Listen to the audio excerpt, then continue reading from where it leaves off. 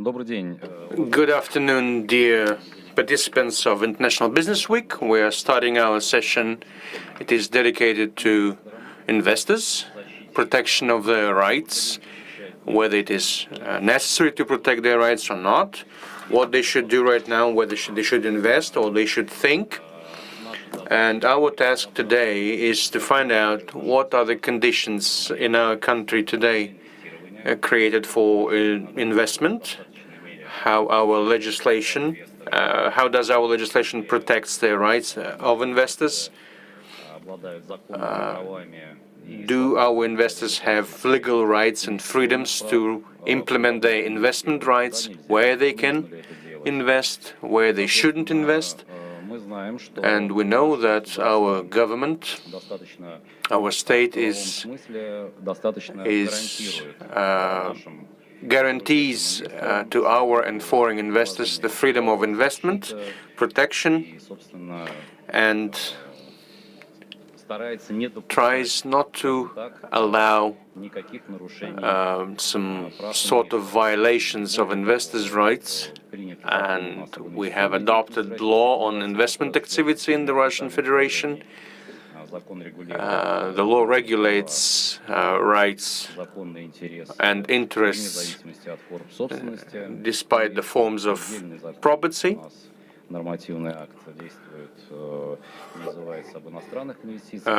We also have a law on foreign investments in the Russian Federation. Half a year ago, we adopted a law on protection and of capital investments that introduced a new tool.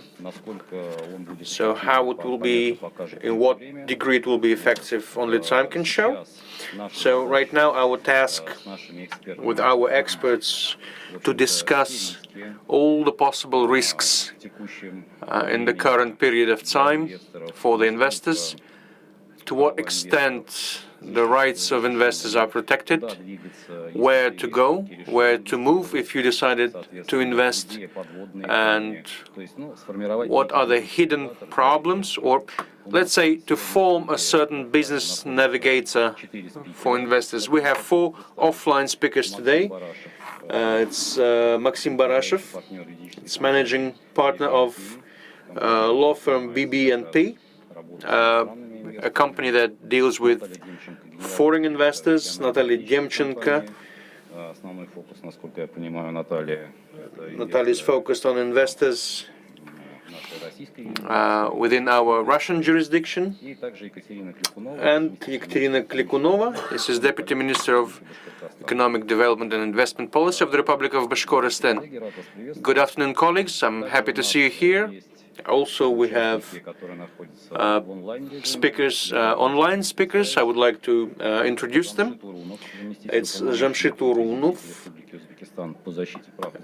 It's authority on protection of rights of subjects of entrepreneurship of the Republic of Uzbekistan. Kabakov Yaroslav, Director for Strategy of investment company Finam. Alexei Tarasov,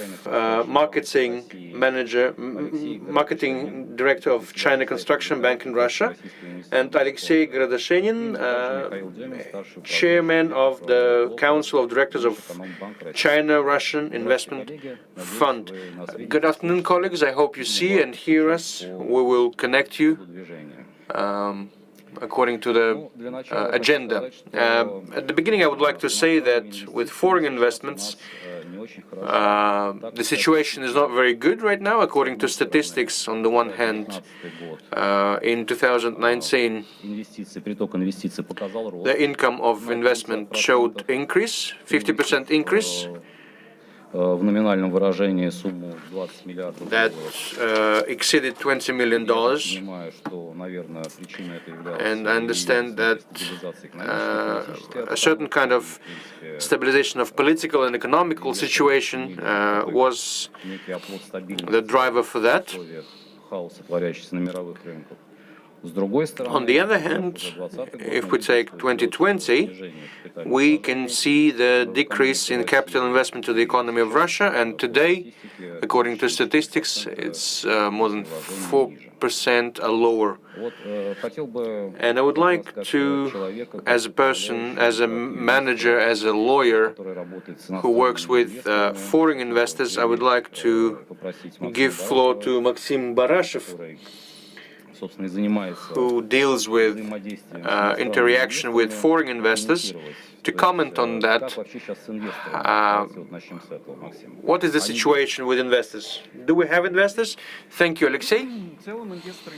Yes, we have investors. It's a good news. I think it's worth mentioning about investors who are already in the market. Mostly these are big business and the business that is already entered the Russian market and works here. That's a good indicator because business doesn't want to leave. They came to Russia despite some certain negative rhetorics about the climate, economic climate and investment climate in Russia. But as we see, according to statistics and according to our own experience, business in general is coming to Russia not for short term. Of course, we have some nuances depending on what kind of investor do we need in Russian economy. I will speak about it in more details. If we look at the first slide, that's a phrase in Latin, a good reputation substitutes the legacy.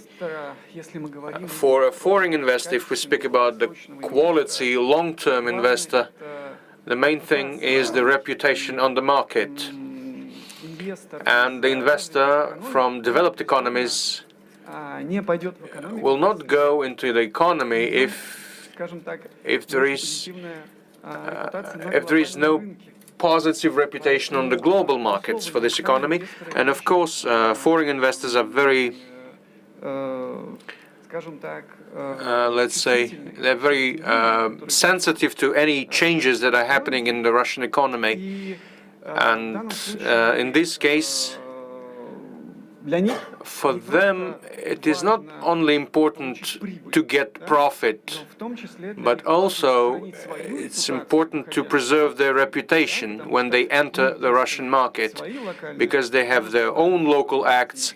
Of course, we know about the international acts, anti-corruption acts, American, European acts of counteracting corruption and money laundering and legalization of money. And Russia, of course, is an active participant, but nevertheless, all the cases that happen in Russia connected with violation of economic rights and freedoms, of course, rights and freedoms of people, of course, they're analyzed, and then the decision is made whether to enter the market or not. Nevertheless, we shouldn't forget about foreign investor. He's very pragmatic, and if economic grounds are not meeting his expectations, and of course the decision on whether to enter the market or not, the decisions will be postponed. And of course, in this case, we should take into account all the factors. If we look, as Alexei Yurich said, at the statistic, I looked at the statistic of Central Bank from 2018 to 2020. If we look at operations on direct investments that presume buying and purchase of new shares, merger and acquisition, M&A deals. So 2019 was very successful if we compare with previous years, of course. The graph is going a bit down, but nevertheless, as it was shown in my presentation, in any economy there are ups and downs. But there was a positive dynamics in 2019. 2020 was a bit harder for objective reasons in all economies in the world. Not a good picture we have in the first quarter of 2020. If we look, we see outflow of investments. But in the second quarter, we have a kind of restoration. The investors come down and they start non-emotional, but more a common sense approach, and we can see some prospects. If we speak the rights of foreign investors, why they should come to the market, why they should enter the market, what are the motives. The colleagues will say probably about some preferences and benefits from the side of the state. And I would like to speak about guarantees that they have in terms of legal regulations. They are. Yes, of course, they are.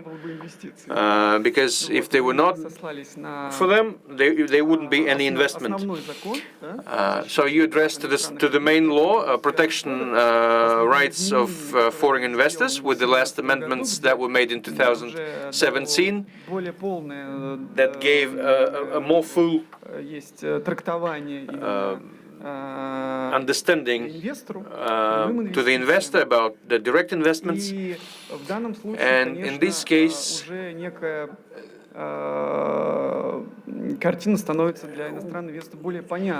the picture is more clear for a foreign investor whether he undergoes this function of law or not. What concerns guarantees, these guarantees work for foreign investors since 1999, when the law was adopted. And here we can see a very big volume of rights investor has. If we look at them briefly, so a foreign investor is guaranteed by the state the preservance of his property, so he cannot be deprived. The guarantee of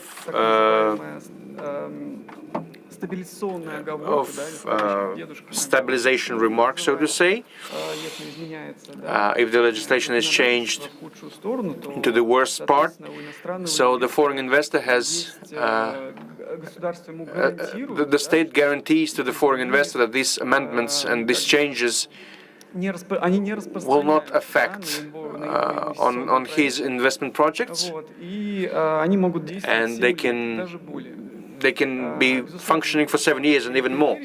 Of course, there's certain criteria, but the government gives these guarantees. If the Russian investor can suffer on some certain conditions, but at the same time, the foreign investor has these preferences. It's a very important remark.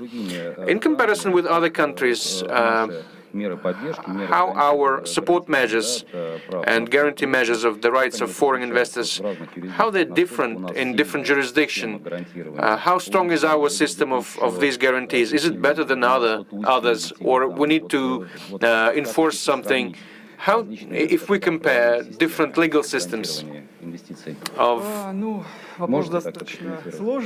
the question is quite complicated, but generally, our guarantees, they are not only on local level, but on international level, and Russia ratified more than 80 international agreements on protection of foreign investments, and of course in each country there's certain international agreement. So, frankly speaking, in general, Russia gives probably more rights to foreign investors than they have in other economies. my colleagues can, if we speak about China, for example, then Russia probably gives a wider range of guarantees. So we have something to be proud of. Yes, on the paper everything is good. Then, in continuation, I would like to switch our Alexei Решенин, который был основан в 2015 году, и основная задача фонда является налаживание. I suggest that we hook up with Goroshenin. This is chairman of the board of Chinese-Russian Investment Fund. Maybe he could make some comments about the fund, if it's necessary or not, because one thing is to establish it and the other thing is how it operates. Do we have any problems with the fund, or how does the business see the fund, whether the business thinks that the fund protects their rights or not? Alexei, can you hear us? Коллеги, пока не видим.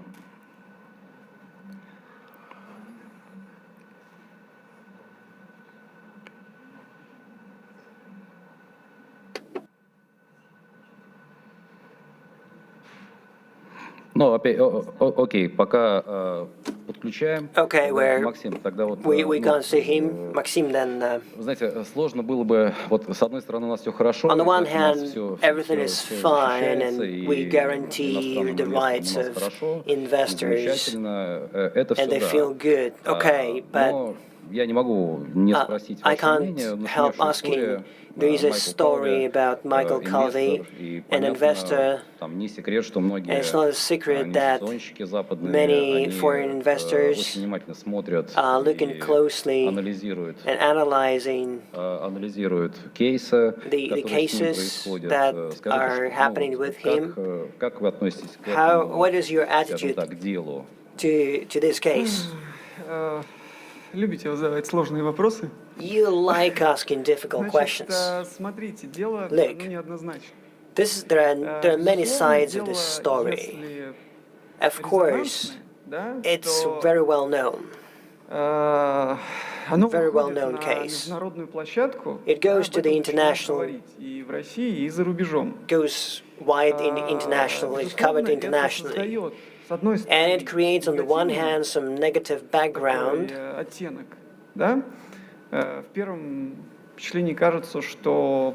on the one hand, идет, в кавычках, скажем так, наезд the so-called, we're more or less attacking foreign business. Силовое давление. There's some law enforcement pressing foreign investors on the one hand. С другой стороны, on the other hand, дьявол в деталях. The devil is in the details. And we should look at the case itself and try to figure out whether it's a corporate argument. If it's a corporate argument between businesses, then it should be considered like this. Maybe there were some violations. Безусловно, maybe there were some criminal violations as well. Позитивных эмоций, когда по экономическим спорам, идет перевод в некую уголовно-правовую плоскость. It's no doubt when it's no doubt there is some negative background when top managers are taken to prison, and the company without its director general is devoid of protection, because помещается под арест, и таким образом компания просто испытывает определенные сложности для. And the company simply cannot protect its rights.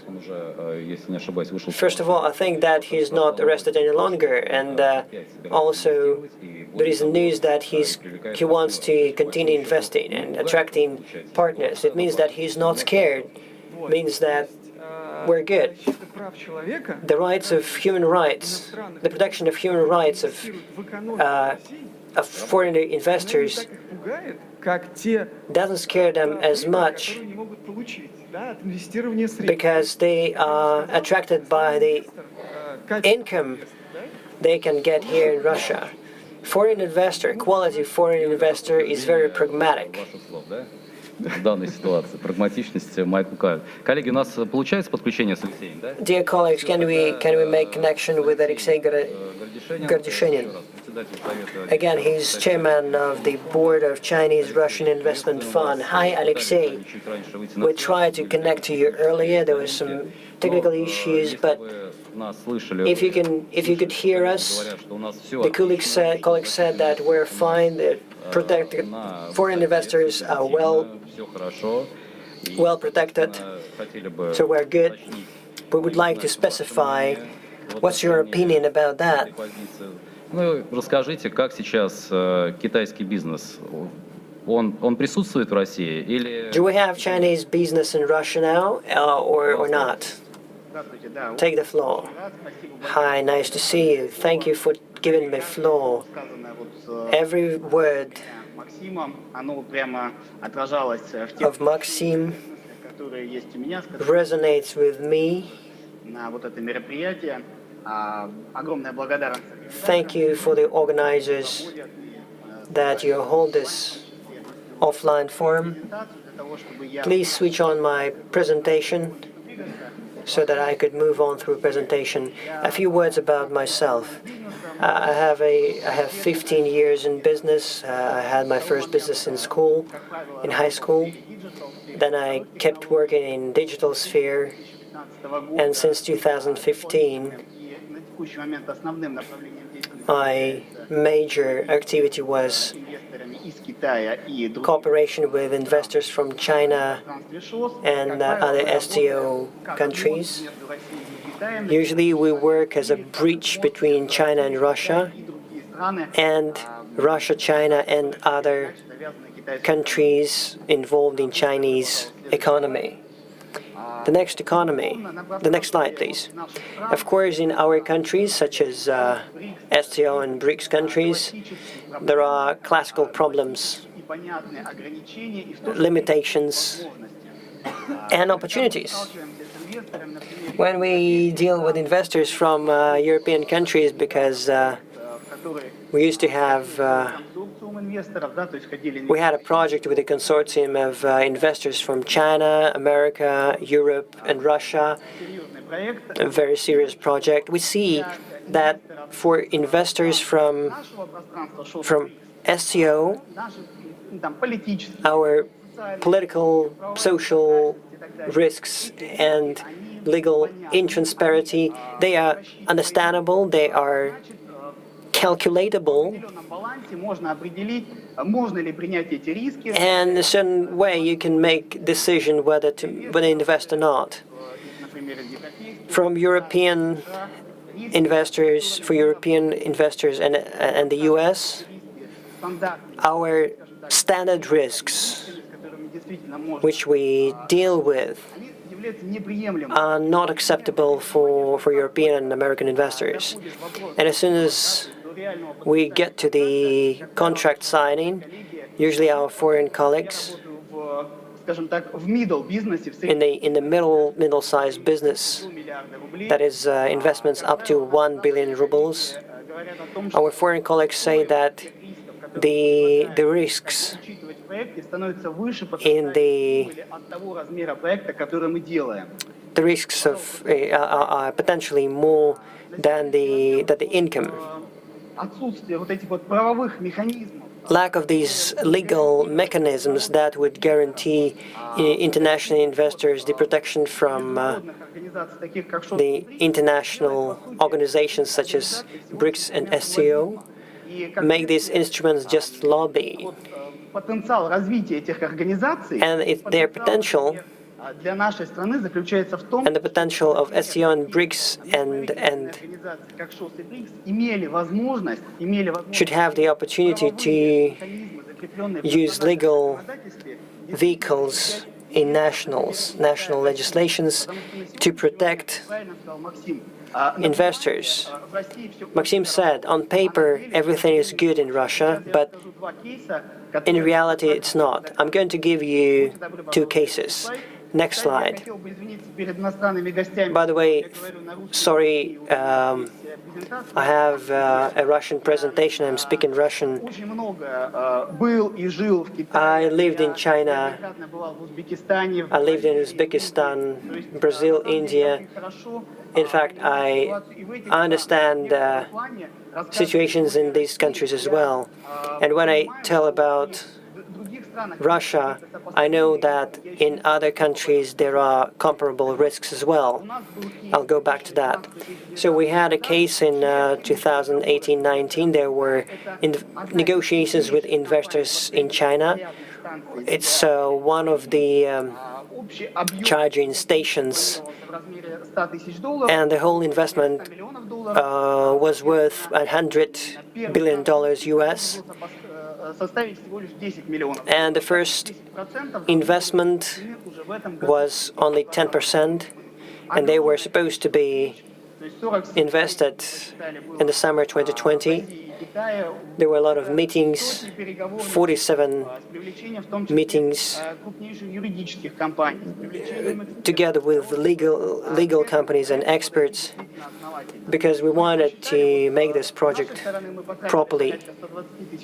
We spent $120,000 to prepare this contract so that we had a well-developed ground so that this investor came to Russia. And comparable efforts were inserted on their sides as well. But the deal is suspended not because of coronavirus. The reasons are we spent hours of work. There were two reasons why the deal stopped. No legislation for charging stations and no guarantees for the rights of investors in Russia. We worked with different state structures, but we could see that all these issues are moving forward very slowly. And at every stage, we need financial investments or investments in time that they become simply huge financial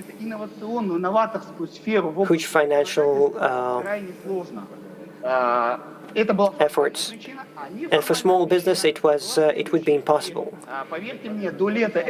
The informal reason was that before summer 2020,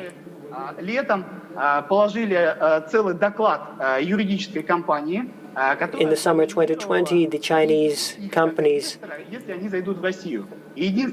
made a report this thick about the risks. Your structure. Does your structure guarantee us that we will really avoid legal prosecution in Russia? We worked with the governors, with the ministries, and unfortunately we couldn't give our investors enough grounds for them to proceed entering Russian market. And so far, the deal is suspended so that we could reconsider, and as a fund we could work on the contacts with different state authorities so that these guarantees were given. Because lawyer will say that there are guarantees, certainly, but this is for businesses which is over 1 billion rubles, but not below it. This year I had to face illegality of the legislative system. It was the first time that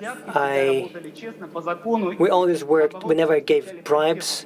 We always had support from different authorities. They have always helped us to promote ourselves and our projects in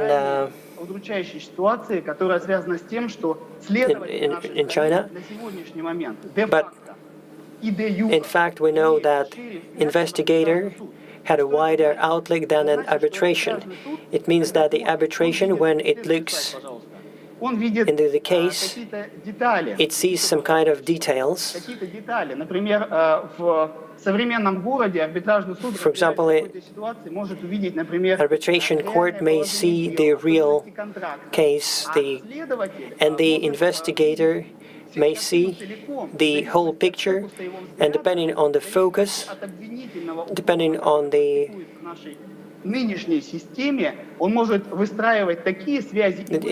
it can make so connections that they would really like to have. We can see that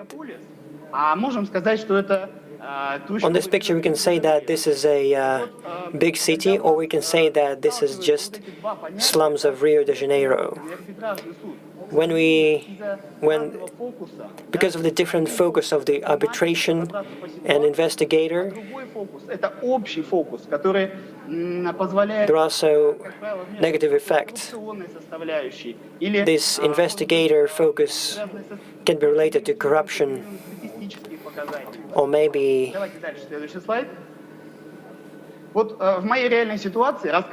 in my situation, this is what happened. I have been dealing with this situation for a month now, and a lot of entrepreneurs say the same similar picture.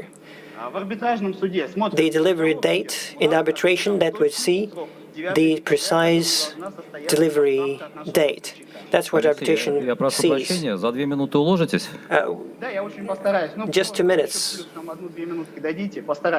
I'll try to finish in 2 minutes.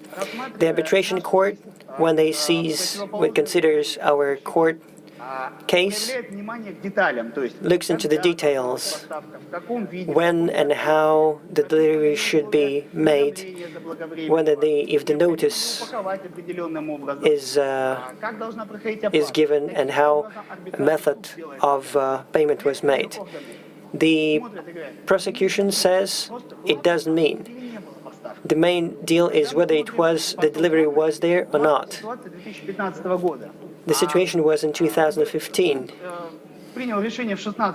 And in 2016, the court made a decision.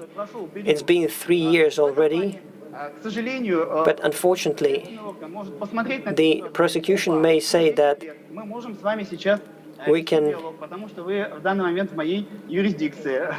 make a dialogue with you because you are in my jurisdiction. In arbitration court, they look into the documents and they deal with the situation, but the prosecutors, and based on the oral accusations, they accuse the entrepreneurs. So it's pretty much like sand clocks. When the arbitration makes a decision, there is an investigator takes only what they need, and they can make their own conclusions and a criminal case.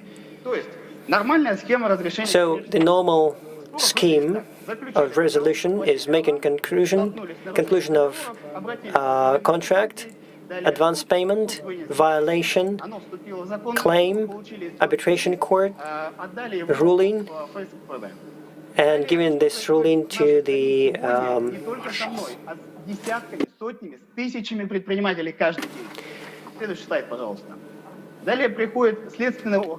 then the prosecutor's office comes and considers the situations this way. Okay, so you have marshals, so we can make a criminal case based on the claims from the other party. So they put me to the isolator for 2 days. Some actions that will break the person, just in order to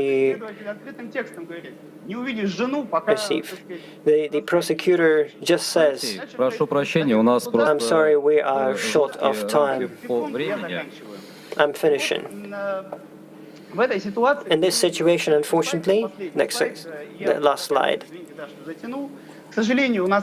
Unfortunately, we have a great number of standards that protects entrepreneurs, but they simply don't work. So today, prosecutors use measures that allow them to work comfortably. For example, 159.4 and .9. It means that if you are under this criminal case, nobody will help you. The Business RF platform or business protection, they can't help.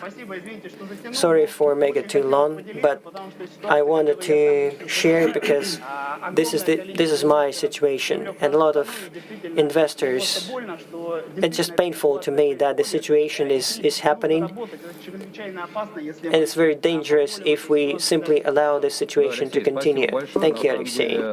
Yes, thank you very much. Yes, of course, the things you're talking about, we have the positive things, and at the same time we understand that we have enough of problems, and these problems raise from our investigational bodies, and this problem, I guess, is raised at all the platforms, and as you truly mentioned today, we have colleagues on protection of business here. What can we do in this situation? We can only talk about it, because, as we know, we need to speak about it, and that's why we discuss it, because without it, the situation will only worsen. So thank you for this detailed and analysis. So if it's possible, we will leave the questions. Alexei will be with us on connection, so the questions will be at the end of the meeting, if it's not difficult. So we understand that it's very important part of the system of international financial flows is the guarantees and protection of investments and the tools to regulate the arguments arising from it. So the most common tool is bilateral agreement, so I'd like to give floor to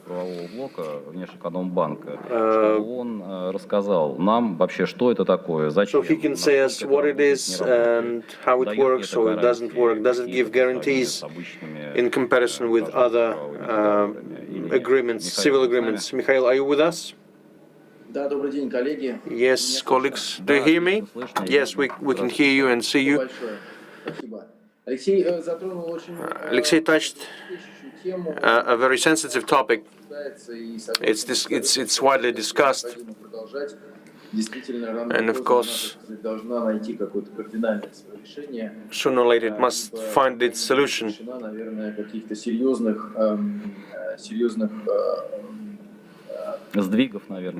Serious moves, yes, serious moves.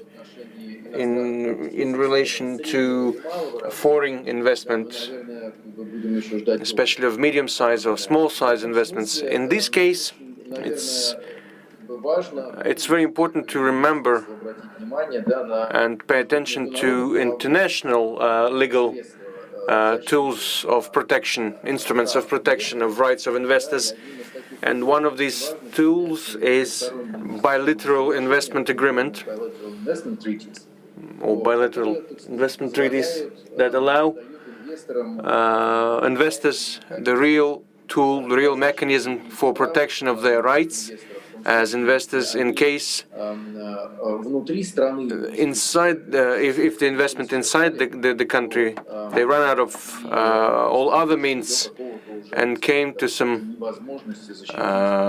certain impossibility to protect their rights with national means. Russia in this case is, as Maxim mentioned, is presented to be a very active country in this direction. Around 3,000 such agreements concluded in Russia, in the world, and Russia concluded with 84 countries such agreements, which presents a very, heavy achievement. What we would like to mention here, or important part of any treaty about protection of investment is conclude that it allows the investor to initiate the argument against the state in which the investment is carried out, and in this argument to request the return of some funds. Investor has a right to an opportunity to prove that activity of country is aimed at expropriation of his investments and brought him certain damage,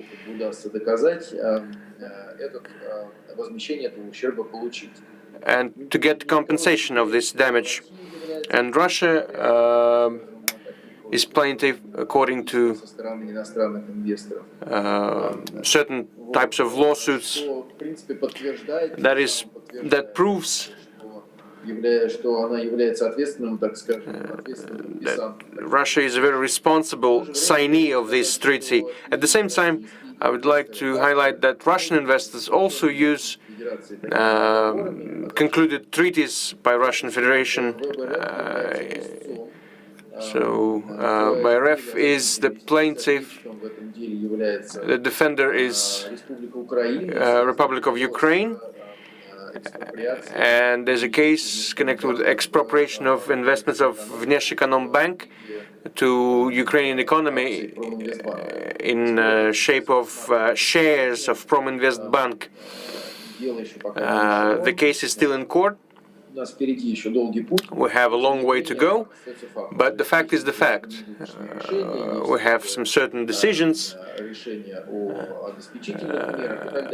and so on. So it means that the treaty works, the case is in court, the tribunal is formed. In this case, I would like to highlight China. As Russia, it has a number of investment protection treaties, and of course there is an agreement between China and Russia was concluded in 2009. It's quite fresh in terms of international law, but such organization as SCO or BRICS, unlike they have this kind of treaties, even though they have some declarations about the necessity of protecting and supporting foreign investment, but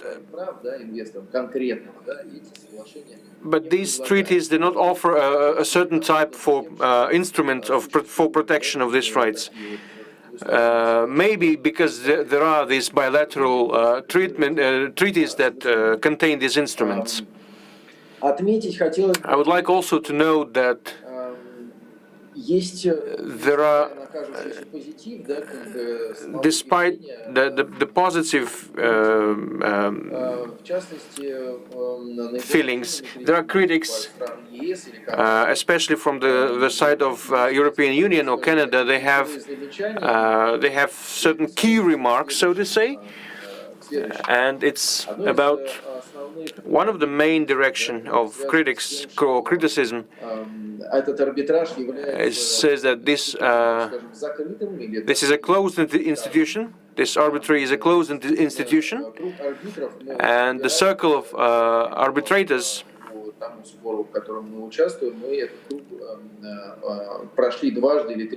we moved through this circle twice or three times. It's very narrow. The circle of specialists in this field is not very wide. Their time costs a lot of money. The costs for arbitration, they cost too much. And the criticism in this case is, I guess, very righteous or right. And I would like to agree with Alexei that for SME, this kind of tool or instrument or using this tool will be very hard. Mikhail, sorry, just one moment to finalize. Yes, I would like to say that what concerns of elite and closeness of this club, we should say thank you to the ministers, national ministers, and to those who aim to enter this club. But I would like to say that the instrument is very important, very useful, and we use actively as investors, and that the fact that Russia concludes such treaties gives certain responsibilities. And this is the very important phenomenon and must stipulate the development of investments in our company. And it helps us to support export as one of the major field of activity. Mikhail, thank you very much for participation. Yes, it was very interesting. In any case, as in any other business, the more agreements, the more treaties, the more tools they exist to protect, it's better. On the other hand, the time will show what works and what doesn't work, but when the investor and entrepreneurs have the opportunity to choose how to protect themselves in case, I think it's very important. So, nevertheless, another important question that needs attention, or maybe the most important, especially when you start the business of investors, it's our tax system. What tax system to choose? Do we need to choose it, or it should be automatic? Does it help for investment activity? I would like to address this question to Natalia Devchenko, the head of a huge legal company or law company that specializes in questions of interaction between tax agencies and foreign and Russian residents. Natalia, please take the floor. What do we have in taxation? Thank you, Alexei. Yes, I would like to add that attraction of investment is the major problem of a modern world, and the high investment attractiveness is the major factor for competitiveness and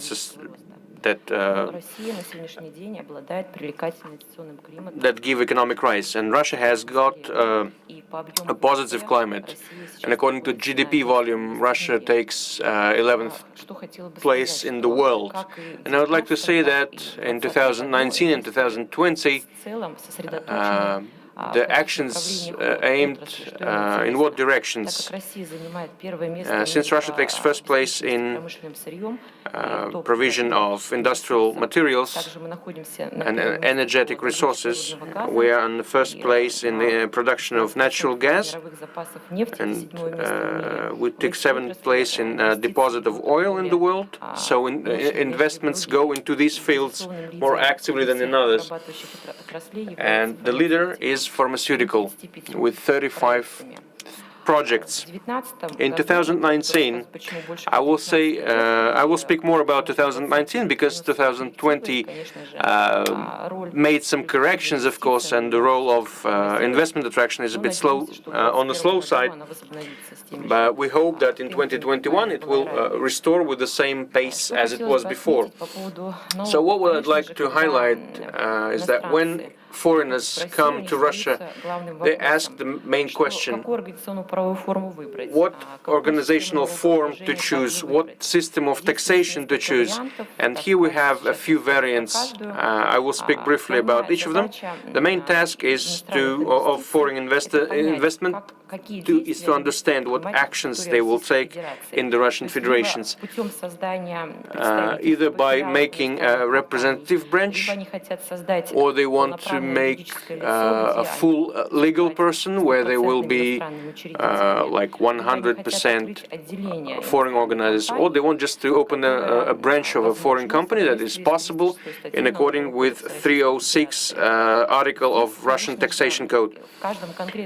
And in each case, we can recommend this or that organizational form. And I would like to add the major thing: if we open any legal person with 100% of foreign participation, investors must understand that they will not be able to use the benefits MSP gives. since the major criteria is the presence in capital of the company, no more than 49% of foreign capital. So we have a certain kind of limitation.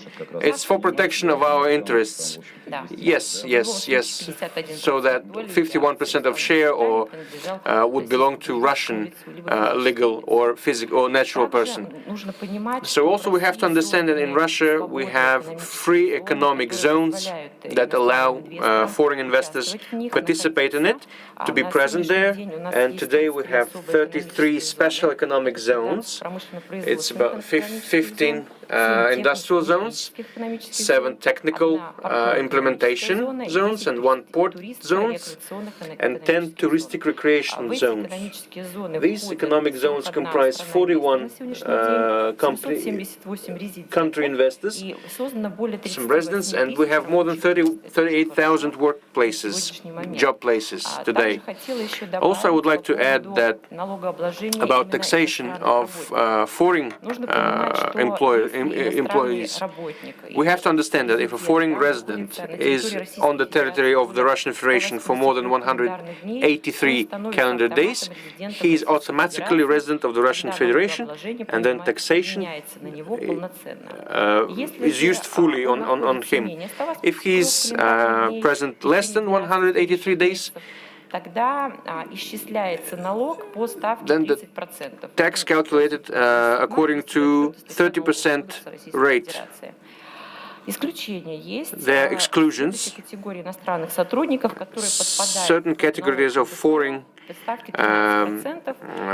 workers, it's people who have a special status, it's highly qualified specialists, foreign employees who are tax residents of Russian Federation, foreign employees that have patent, and we have foreign employees that are temporary in Russian Federation, and those who are representatives of countries Belarus, Kyrgyzia, Armenia. They also use the rate of 13%. The patent system of taxation was created a long time ago in Russia, recommended as itself as an important tool, and the patent can be used by foreign citizens, Russian citizens, in any organizational form. Since today certain type of tax was dismissed, so the patent system recommended itself better. What I would like to add is that this free economic zone, Republic of Bashkortostan is also in these free economic zones that I mentioned. There is a residence named Alga that provides some benefits for taxation. But I hope the representatives of the Republic will speak about it a bit later. So thank you, Natalia. So there are some peculiarities in this Alga, and depending on type of business, the entrepreneurs who enter Russian market, they should choose somehow where they invest. We have things to choose from. As far as I understand, the Russian legislation is not the worst comparing to other legislations. Even if you compare to the European countries, our legislation, like 30% VAT is lower, where the VAT can reach 50% in some cases. I would like to give floor to Mr. Tarasov, who is the head of marketing, head of marketing of China Construction Bank in Russia. He's been working for 6 years in this area, and he's specializing on the service of our Chinese entrepreneurs. Alexei, are you here with us? Please let us know. Расскажите, пожалуйста, Please что let сейчас us know происходит what is с happening right китайскими now инвестициями, with с the чем вы Chinese сталкиваетесь как банк, investment. который What are осуществляет you расчетно-кассовое dealing видеообслуживание, as a bank кредитуете, то есть which что сейчас give происходит с loans? китайским бизнесом, What's что видите вы happening with как the Chinese обслуживающий банк, business через as который, a в общем-то, и проходят servicing все bank потоки, which как в одну сторону, так и в другую. operates all the cash Пожалуйста. flows both ways? Да. Спасибо за предоставленное слово. Во-первых, привет. Thank you for giving the floor. I'm greeting all the participants of this event. Здесь были интересные доклады, тому. There are wonderful presentations today, and I would like to answer all your questions. Please put my presentation. Пока начну, что So far I'm studying. Indeed, China Construction Bank is the second largest bank in all the indicators.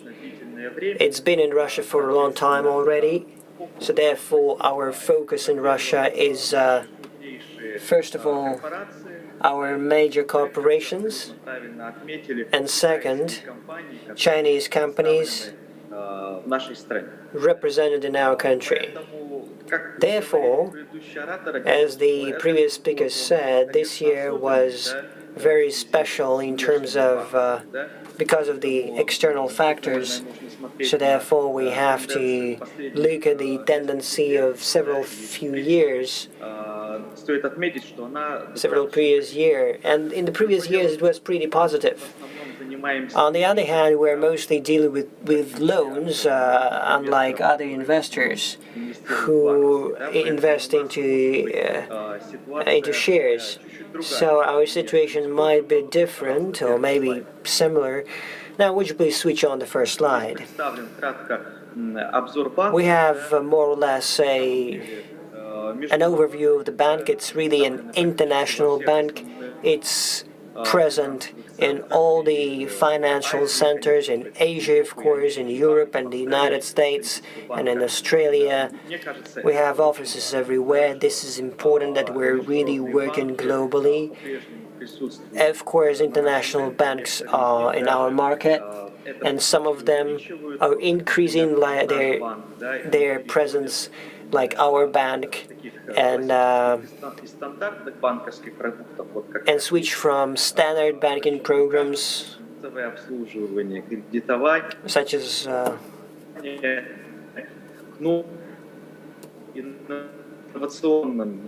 we're switching to innovative services and implementing these services in the Russian market as well. The range of our products and services is quite wide. We have a full range of all classical products in all currencies. Of course, we're focused on yuan. We're actively offer settlements in yuans. Especially Chinese companies use that very actively. So therefore, the bank offers a full range of other services, project finance, such as project finance, bilateral lending, and so on. We work with external exporters. They are Russian business, first-tier businesses. Of course, we're interested in companies who export to China. We also help Russian import from China in order to improve the Chinese-Russian trade relationships. Next slide.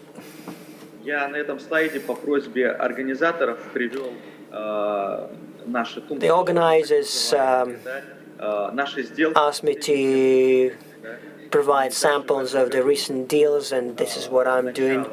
Even in this year before the pandemic, which made a very negative impact on loan market, we closed two very important deals. Alexei, we don't have good connections, so if possible, just make it quicker. Алексей, слышите? У нас Can you hear us? связь, она прерывается, поэтому... You're Да, cutting. если можно, вот If хотел бы, знаете, possible. что услышать, немножко отойти от темы банка. Понятно, что у вас банк We understand that you have a универсальный, universal bank, you have all the licenses and everything, and you can do everything on the Это все finance. понятно. Но все-таки We вопрос understand that, в but the данной question ситуации is here немножко другой к вам. is different. Вот ваши инвесторы, да, Your соответственно, investors, нерезиденты, как non-resident они сейчас investors, вот чувствуют по вашему what do they бизнесу, feel? по вашему настроению, что вы видите? What do Их they стало feel больше, about меньше, есть ли Russia? Do we проблемы have или нет? more Если можно, очень investors or коротко, вот fewer? так вот, Just по сути, briefly, ладно? are there any issues? Да, хорошо, спасибо. Yeah, thank you. I'm actually coming to it. If you look at our deals, I'll probably give a different section than Alexei, who was saying before us, who was speaking before us, because he's investing up to 1 billion. We have investments above billion rubles, and sometimes a lot more than 1 billion rubles. We have deals with almost all international banks. So you can see that these are very large certified credits, loans, and they were closed through our and other European bank and our bank as well. And you can see now here that this year somehow changed the situation because не так видного риска, да, их так мало, простите, их так мало, потому что в целом фонд the number of these deals а сейчас он очень неопределенный, да. is lower because the background has always been difficult. Now it's uncertain. But we nevertheless closed a big deal, more than 10 billion rubles. That is a Gazprom project in Amur region. We also closed the deals with Norilsk and Ilim. We participated with international banks which know the legal peculiarities and the structure of deals. They know how to structure this approach, how the large Russian business Алексей, to do. спасибо вам Alexei, большое. thank you very Понятно. much. Да, спасибо большое. Понятно, что Thank you. We understand that сложности есть, there are но difficulties, but банк работает. the bank is operating still. And what's interesting, the bank with Chinese capital, but also financing deals of Russian state corporations. It's also very interesting. Obviously, you offer more convenient conditions, which is a nice thing. I just wanted to give floor to Yaroslav Karbakov so that he would tell us in brief what's happened with investment, whether investments are made, whether they are invested in the shares or somewhere. What do you see in the example of your company? Good day. I hope you can see me properly. Yeah, we can see you and hear you properly. Thank you. Thank you. Hello to all the participants of the forum. Thank you for letting me to speak.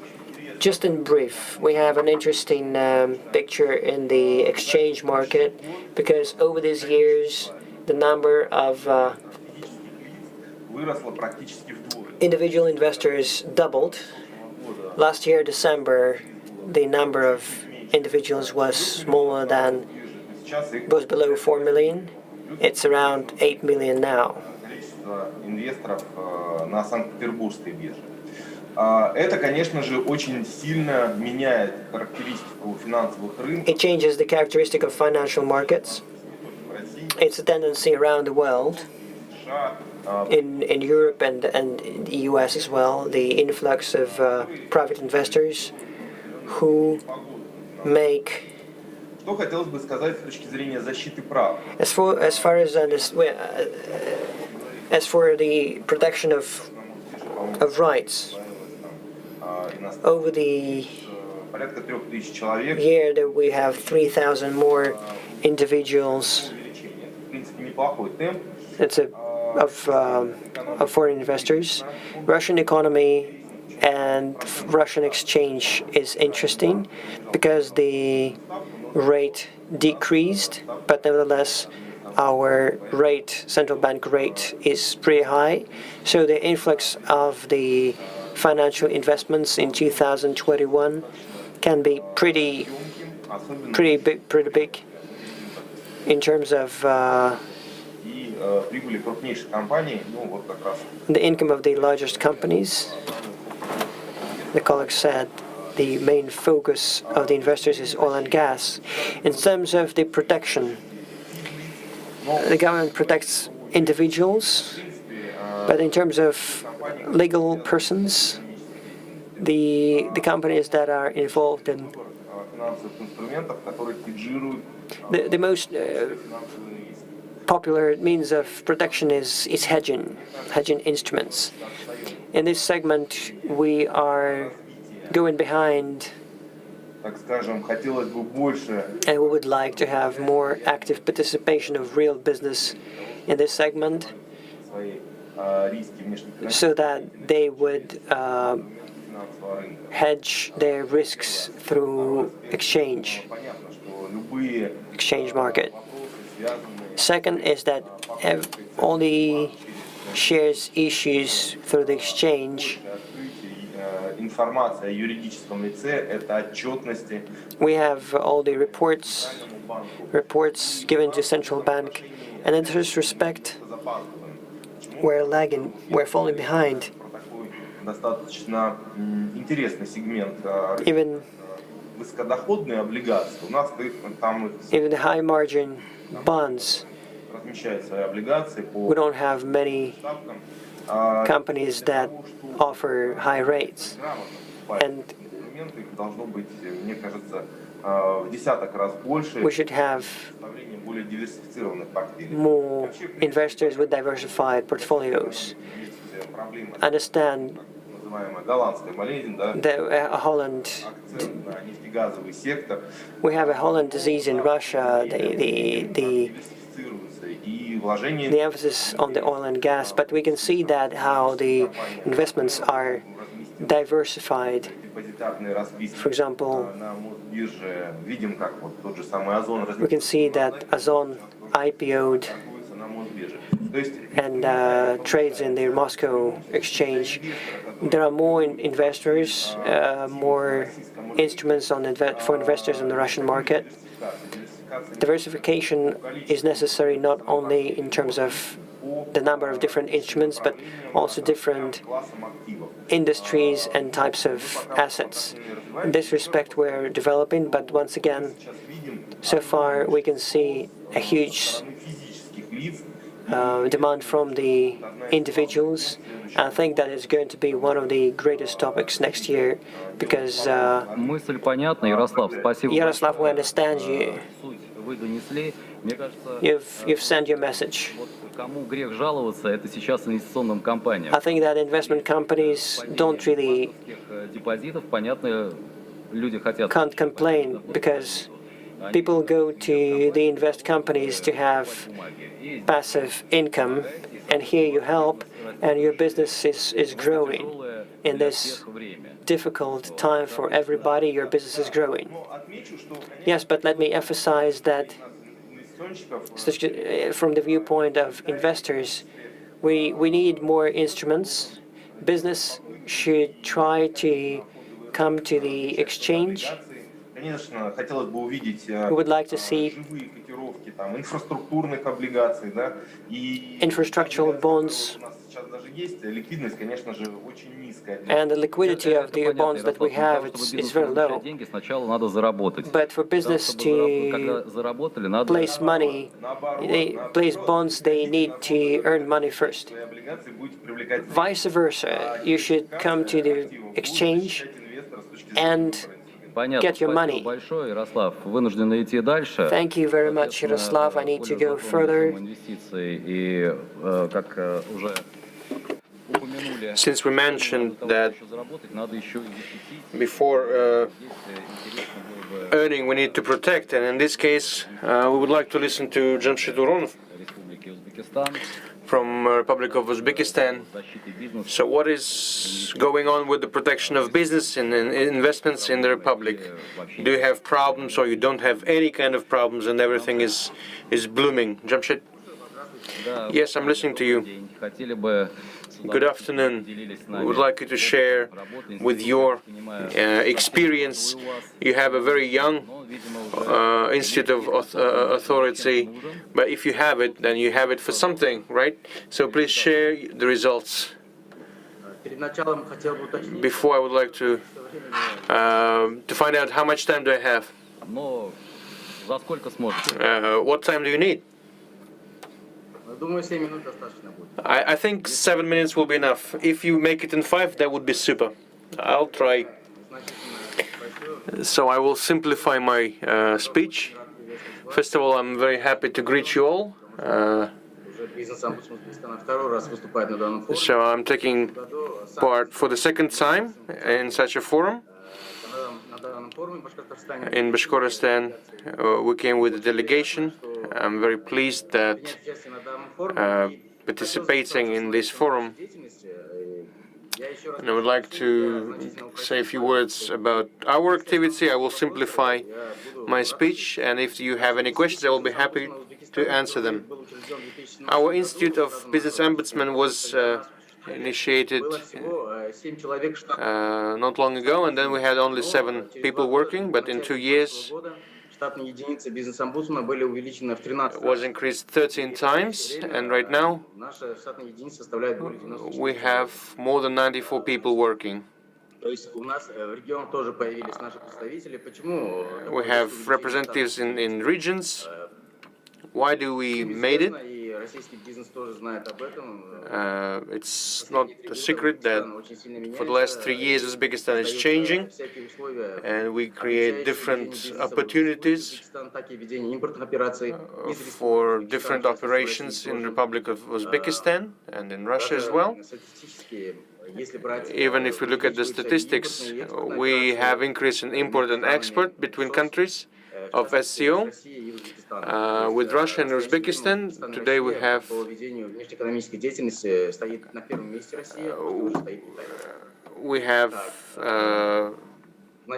a lot of connections with Russia and China. Our president decided that we need to establish a special body that would be subordinate only to the president and to deal with the problems of entrepreneurs. After that, we had certain tasks. First of all,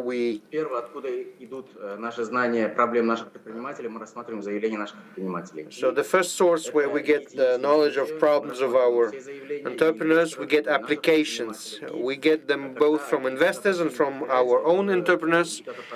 And when the applications or requests happen several times, it's an indicator of the problem. After that, if there's a problem, we make maybe changes or amendments to the legislation.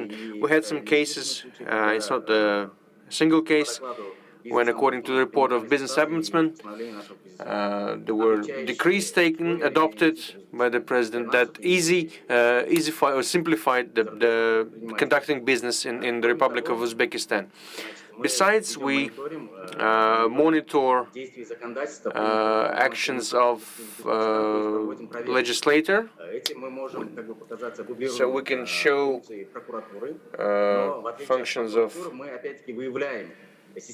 prosecutor's office, but unlike prosecutor's office, we highlight the problems that exist in the sphere, and then we give report to presidential administration on how this work or what amendments should be taken. Or we can say that the act is good, but in practice it can lead to some other consequences. And of course, as you said, there's no such country where business has no problem. When we speak about Russia, we present it's a big country, big territory, but it has its own drawbacks. If we speak about business in the world, we can't speak there are no problems for business in the world, because social life, everything is changing, legislation is changing, and sometimes business cannot really adapt to the new circumstances. In 2019, as I mentioned, we had changes in ombudsman apparatus, and today it's the only body in Uzbekistan that control activity of other bodies, and so we register applications and then either check them or refuse in checking. And business ombudsman checks in the Republic. If we highlight some problems, we impose fines, and fines very, very high. And I would say that in recent years, despite of pandemics, we have less checks of business, and we have this dynamic.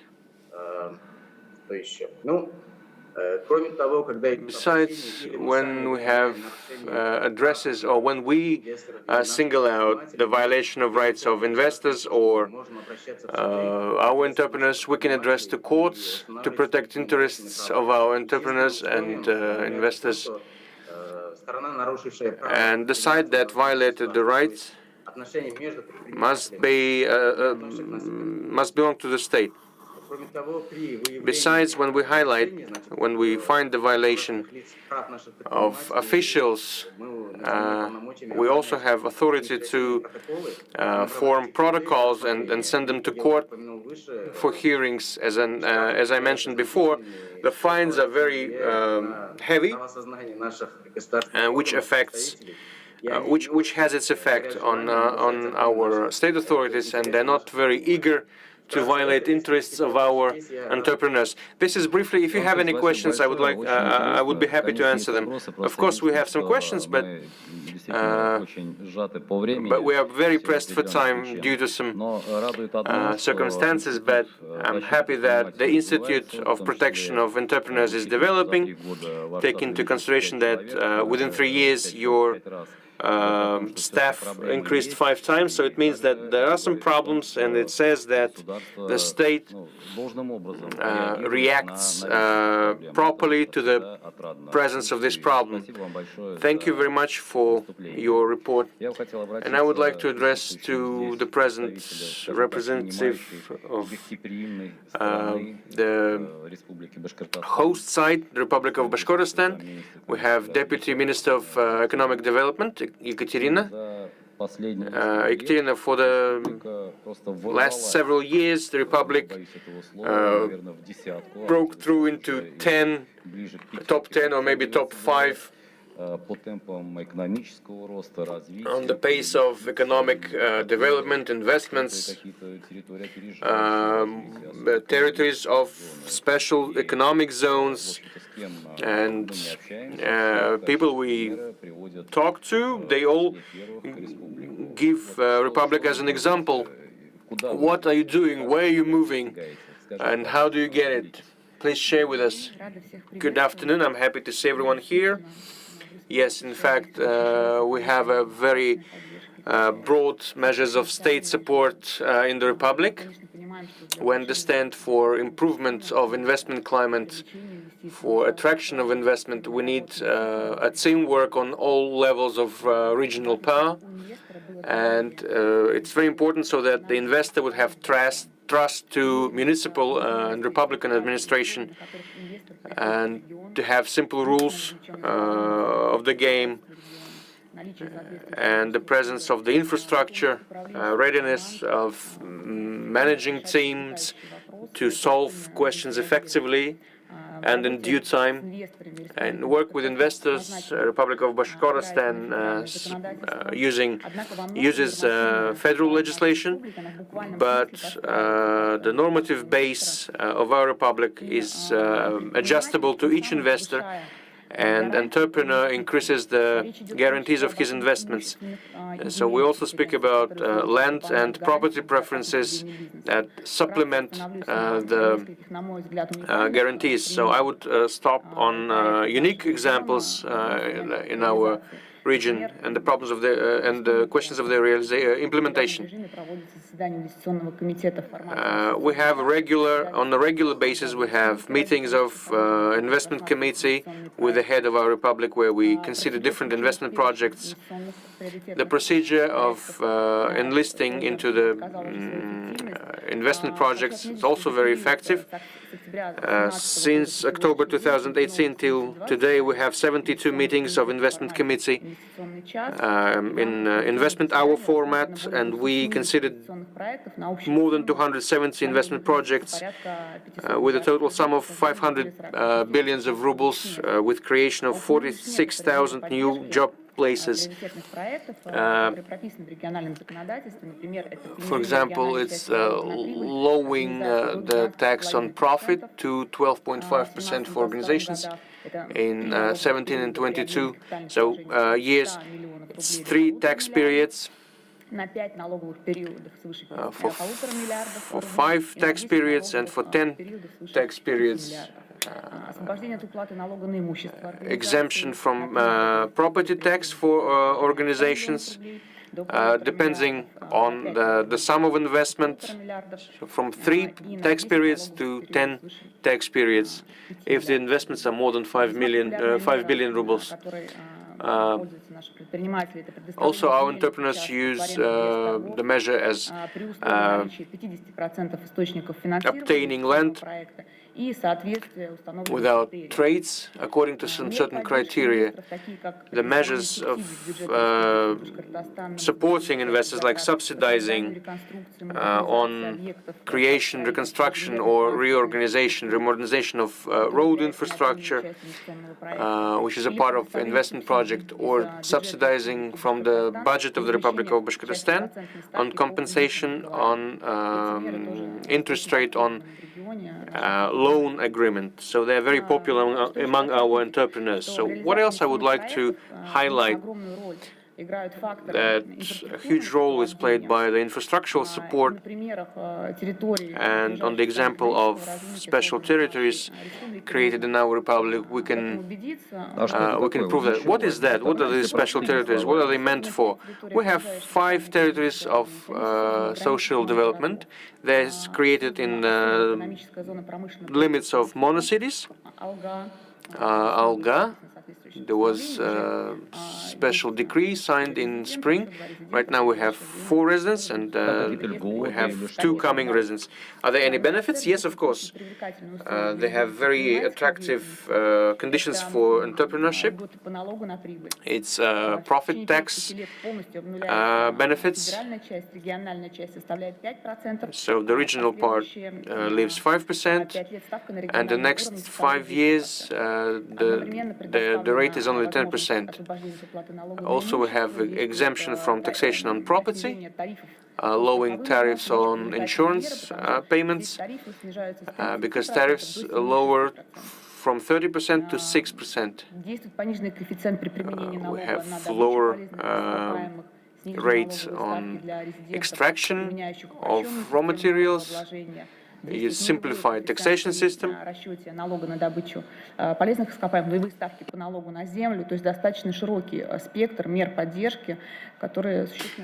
Yeah, then they really affect the decisions of investors and entrepreneurs on according to their activity on this or that territory.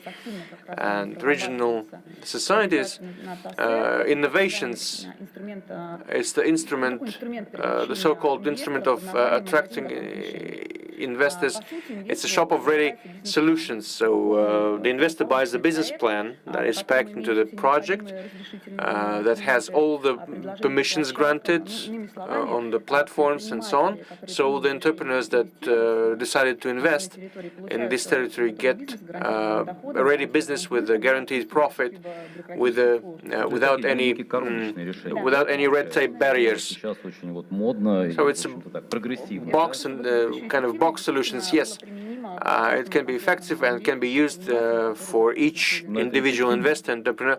Is it effective? Yes, of course. if this spectrum of supporting measures. No, here it works on individual basis, so we can make adjustment, like fine-tune according to the investor. Also, we have industrial parks in the Republic. Around 10 of them are registered today. They're functioning. They created 4,000 job places. We have 68 residents, and the total volume of investment 44 billions of rubles. We can say about the number of residents, about the volumes of capital investments on the Republic of Bashkortostan. We have 71 residents working. With the plan, 52 residents. So we increased this index that was planned initially. So it's a very good thing. In 2020-21, we're going to continue developing technical parks. In Nizhegorod and Ufa, we attracted 750 investment money as a part of SME acceleration entrepreneurship acceleration. It means that the federal and regional authorities invest into the development of SME. We have identified 51 areas to develop business incubators and technical parks, and 19 of them are ready for registration. But these are lists, they're cadastre registered, and these platforms, these areas have everything necessary, have power lines, have utilities, have the full infrastructural supplements. One more thing business is worried about traditionally is the following. We have reduced the amount of time needed for tying to power lines. Lending is easier now. Quite a few services. We have reduced by 3 the number of municipal and regional controllers. In 2019, Bashkortostan holds 11th place among the Russian regions in the national region of the investment attractiveness. You know, I'm listening to you now, and I'm really happy for you. Sorry for interrupting you. We have a limit in time, but what I want to say is that I have a picture I have an example in my head.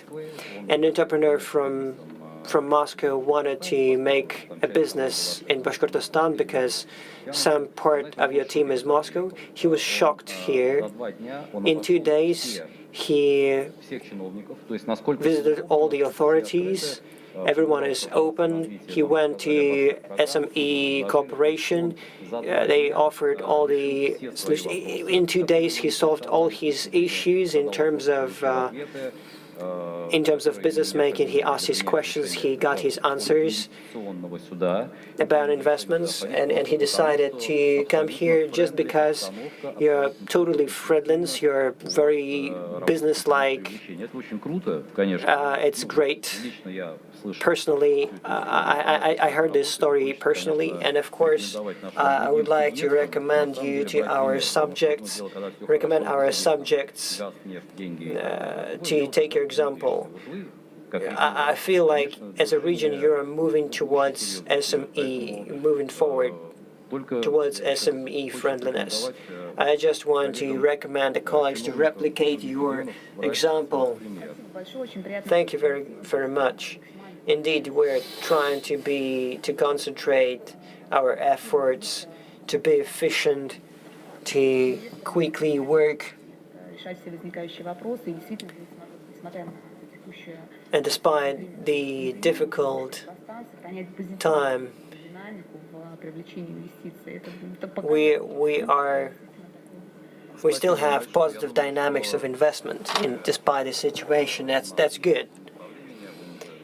We have limited time, so thank you for your discussion. I thank every speaker for their contribution, both online and offline. The topic we're discussing today is very, very important. It's hard to draw some, to make some particular steps. We have drawn a big picture, we have some positive and negative examples, but our task was to exchange opinions about how investors feel when they have concerns as to whether they need to invest or not. Some issues investors have. So thank everyone. Thank you for participation. Have a good day. Goodbye.